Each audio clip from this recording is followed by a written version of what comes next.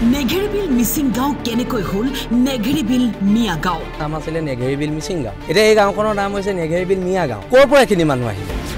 গোলাঘাটৰ দৰে ঐতিহাসিক ঠাইত বাংলাদেশীৰ আধিপত্য কেনেকৈ হল প্ৰশ্নটো তাত ইয়াত খিলঞ্জীয়া ভূমিপুত্ৰ মিচিং মানুহখিনিৰ কোনো ধৰণৰ অধিকাৰ নাই এই অঞ্চলত তেওঁলোকৰ আধিপত্য শেষ হ'ল এই মানুহবোৰ আহিছে ক'ৰ পৰা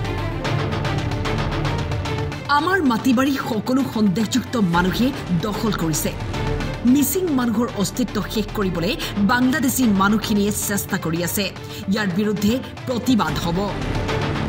মেৰাপানীৰ নেঘেৰিবিলত উপস্থিত হৈ বীৰলাচিত সেনাৰ নেতা শৃংখল চলিহাৰ হুংকাৰ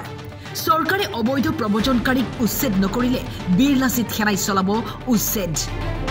এই বাংলাদেশী মূলৰ মানুহবোৰৰ লগত এখন যুদ্ধৰ কাৰণে অসমৰ খিলঞ্জীয়া মানুহ সাজু হ'ব লাগিব খিলঞ্জীয়া জনগণ সাজু হ'ব লাগিব আৰু এওঁলোকক সুবিধা দিছে কোনে এওঁলোকৰ ঘৰ কোনে দিছে ইয়াত চৰকাৰী ঘৰ মিচিং মানুহসকলে কিন্তু ঘৰ নাই পোৱা ইয়াত সন্দেহযুক্ত মানুহে ঘৰ পাইছে এটা কথাটো হৈছে এওঁলোকক ইয়াৰ পৰা হয় চৰকাৰে উঠাব নহ'লে বীৰলাচিত সেনাই উঠাব দুটাৰ ভিতৰত মিয়া মুছলমানৰ বাবে খিলঞ্জীয়া গৰিয়া মৰিয়া লোকসকলৰ অস্তিত্ব সংকটত পৰিছে শৃংখল চলিহাই অহা 7 দিনৰ ভিতৰত নেঘেৰিবিলৰ সন্দেহজনক লোকক উচ্ছেদ কৰিবলৈ চৰকাৰক দাবী জনায়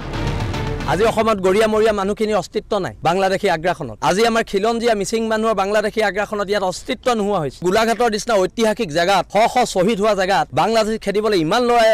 গোলাঘাট জিলাৰ পৰা শ্বহীদ হৈছে আৰু সেই জিলাত বাংলাদেশীৰ আধিপত্য কাৰ পৃষ্ঠপোষকতাত হৈছে প্ৰশ্নবোৰ তাত যদি ৰাজনৈতিক পৃষ্ঠপোষকতাত হৈছে এনেকুৱা ৰাজনীতি উফৰাই পেলোৱা এই ঐতিহাসিক জেগাডোখৰত খিলঞ্জীয়া মানুহৰ দপদপনি নাই চবফালে তামোল গছ ৰুই চুপাৰী কাৰবাৰ কৰি ইয়াত আমাৰ মানুহখিনিক ইয়াত মিচিং মানুহৰ অস্তিত্ব শেষ কৰিবলৈ এই বাংলাদেশী মূলৰ মানুহখিনিয়ে চেষ্টা কৰি আছে অহৰহ আৰু ইয়াৰ বিৰুদ্ধেতো প্ৰতিবাদ হ'ব দেশৰ মানুহে গঢ়ি পিটি ল'ব জালে হেংদাং ঢাল তৰোৱাৰ